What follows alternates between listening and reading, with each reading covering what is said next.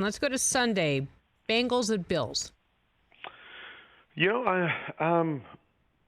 is an interesting one. I mean, both teams are on win streaks.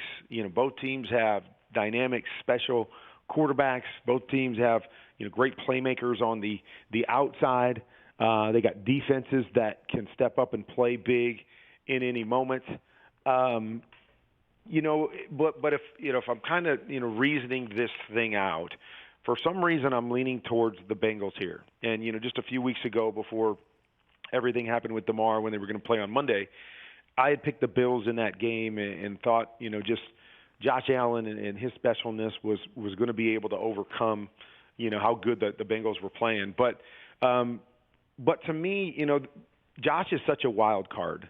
In a good way and sometimes in a bad way, that it's just always playing, with the pedal to the metal, always playing 100 miles an hour, trying to make every single throw on every single snap. And, that leaves me kind of just going, that there's ups and downs sometimes within the course of games.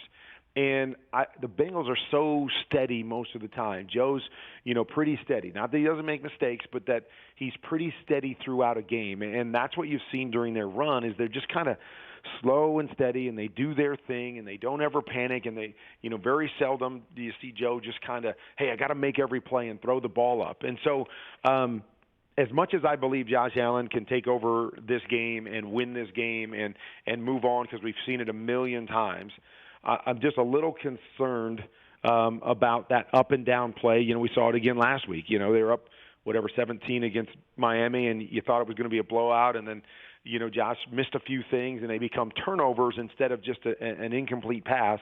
And now Miami's able to kind of fight their way back. And so that concerns me a little bit. So I think, my head, I'm leaning towards the Bengals a little bit in this one.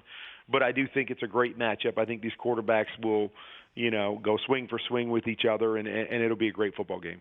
Lastly, the big marquee game, Cowboys at 49ers, Kurt. I'm going with the 49ers until you show me different. And as good as the Cowboys were on Monday, I think you take a couple things into consideration. The first thing you take into consideration is, who the Bucs were all year long. And that was really no different on Monday. Their offense struggled to move the football. Their defense was kind of all over the place. And so as good as Dak and company played in that game, I'm not ready to just go, because they played that way, this is who the Dallas Cowboys are. We've seen the same thing with the Cowboys, a lot of up and down. We know they can score points. We know they can do, some really good things, and they've got some playmakers on defense. So, if they play really well, I think this is going to be a good football game.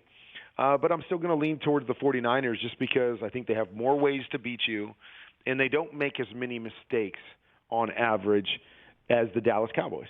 And so, this one's going to be fun because I think there's some ways that you can, take advantage of what the 49ers do on defense or kind of slow them down and do some things against them. And I think Dallas is capable of doing those things against them. So I'm interested to see how they play this game.